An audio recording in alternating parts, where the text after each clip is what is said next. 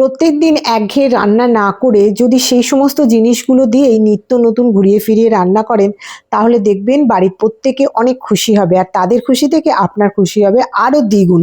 নমস্কার বন্ধুরা, welcome to my জিমাস kitchen. কড়াই আমি জল ফুটতে দিয়েছি, তার মধ্যে সামান্য পরিমাণে লবণ দিলাম, দিয়ে ফুলকপিটা, একটা মিডিয়াম সাইজের ফুলকপি নিয়েছি, সেটাকে কেটে ভালো করে পরিষ্কার করে রেখে দিয়েছিলাম। এইবার এই জলের মধ্যে দিয়ে দেবো। এটা কিন্তু সেদ্ধ করব না, জাস্ট ভাপাবো। দেখুন ভাপানোর মতো হয়ে গেছে, খালি একটুখানি কালারটা চেঞ্জ হয়েছে। এর মধ্যে যদি পোকা টোকা থাকে সেটাও ভালো করে বেরিয়ে যাবে।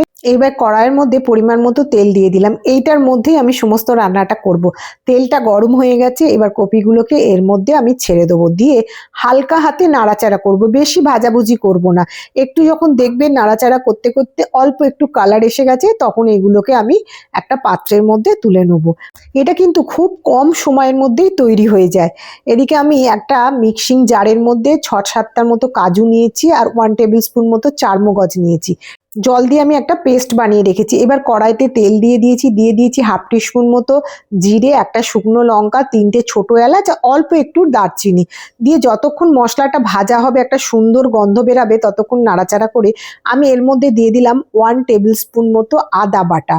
আদা বাটাটা দিয়েও ভালো করে একটু গ্যাসের ফ্লেমটা আমি কম করে রেখেছি, দিয়ে নাড়াচাড়া করছি। দেখুন একটু যখন ভাজা ভাজা মতো হয়ে গেছে, আদা বাটাটা বেটে রাখা ওই কাজু আর চারমগজটা আমি এর মধ্যে দিয়ে দিলাম, দিয়ে ভালো করে নাড়াবো। গ্যাসের ফ্লেম কিন্তু কম রাখতে হবে, যেহেতু চারমগজ আর কাজু আছে। অল্প অল্প করে মিক্সিং জারটা ধুয়ে রেখেছিলাম, সেইটা থেকেই একটু একটু করে জল দিয়ে আমি নাড়াতে থাকছি। এরপর দিয়ে দিলাম 1 টিস্পুন মতো ধনে গুঁড়ো আর 1 টিস্পুন মতো কাশ্মীরি লঙ্কার গুঁড়ো আর পরিমাণ মতো লবণ আর সামান্য একটু চিনি। আমি সব রান্নাতেই চিনি দিই। চিনিটা আপনাদের পছন্দের ওপর নির্ভর করছে, সেটা আমি প্রত্যেক রান্নাতেই বলি।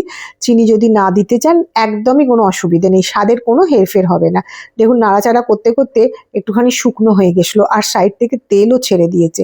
আমি আবারও মিক্সিং জারের মধ্যে একটু জল রাখা ছিল, সেটা ঢেলে দিলাম, দিয়ে ভালো করে কষাতে থাকছি। 1 টেবিল স্পুন টক দই আমি ভালো করে ফেটিয়ে রেখেছিলাম, দইটা দিয়ে ভালো করে আমি কষাতে থাকবো। গ্যাসের ফ্লেম কিন্তু সবসময় কম করে দেবেন, কারণ দই থাকলেই অনেক সময় ফেটে যায়। দেখুন সাইড থেকে তেল ছাড়ছে। এবার ভেজে রাখা কপিগুলো আমি এর মধ্যে সমস্ত ঢেলে দিয়েছি, দিয়ে ভালো করে কষাতে থাকবো।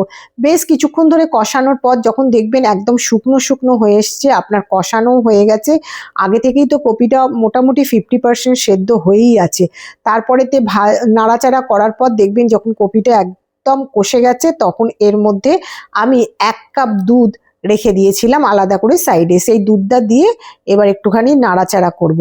নাড়াচাড়া করে ভালো করে মশলাগুলো কপির গায়েতে লাগিয়ে দেবো। সাইড থেকে যে সমস্ত মশলা চারিদিকে লেগে আছে পরিষ্কার করে আমি একটু নাড়াচাড়া করে নিলাম, নিয়ে এবার ঢাকা দিয়ে দেবো কিছুক্ষণের জন্য। 2-3 মিনিট পর ঢাকা খুলে আমি আবারও একটু নেড়ে দেবো, কারণ কি চারমগজ আর কাজু যখনই থাকে তখনই না নিচে তলা ধরে যাওয়ার ভয় থাকে। আবারও চাপা দিয়ে দিয়েছিলাম, দিয়ে আবারও একটু নাড়াচাড়া করে দিয়েছি। দেখুন চাপা খুলে দেখছি আমার মোটামুটি রেডি হয়ে গেছে। ওপর থেকে 1/2 টিস্পুন মতো গরম মশলার গুঁড়ো ছড়িয়ে দিলাম, দিয়ে ভালো করে একটু মিশিয়ে নিলাম। নিয়ে এবার মোটামুটি রান্না আমার কমপ্লিট। এইবার এর মধ্যে আমি দিয়ে দেবো 1 টিস্পুন মতো ঘি। ঘিটা দিয়েও আমি একটুখানি নাড়াচাড়া করে নেব। এই রান্নাতে কপিগুলো কিন্তু একদম দেখুন একদম গোটা গোটা রয়েছে, একদম যেমন মানে ভেঙে গুঁড়িয়ে যেন না যায়, সেই জন্যে এইরকমভাবেই রান্না করতে হবে। হয়ে গেছে আমার রান্না, এবার একটুখানি ঢাকা দিয়ে দিলাম।